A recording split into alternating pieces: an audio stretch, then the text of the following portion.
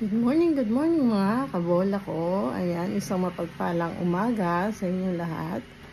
Ayan, ito ang una kong video na ginawa without edit. Hindi po ako marunong mag-edit. So, magiging uploaded video ko ay puro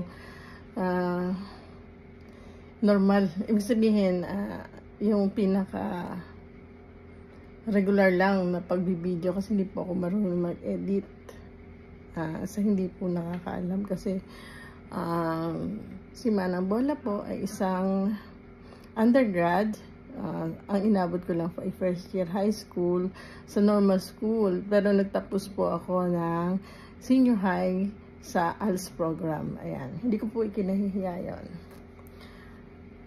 At dahil po sa determinasyon, bagamat hindi nakapagtapos, ay nabago po ang lahat.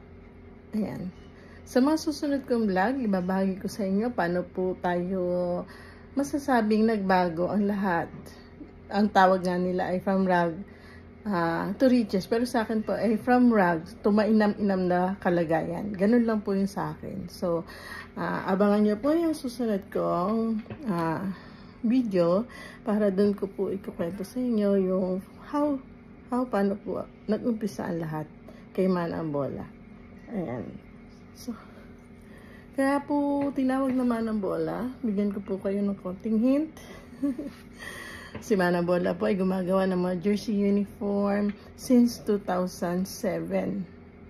2025 na po ngayon.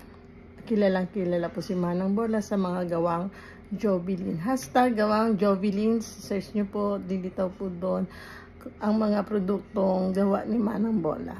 And sa mga susunod kong video, sa mga susunod na araw, kasi hindi naman po natin pwedeng isahan, isi-share ko how I start the business.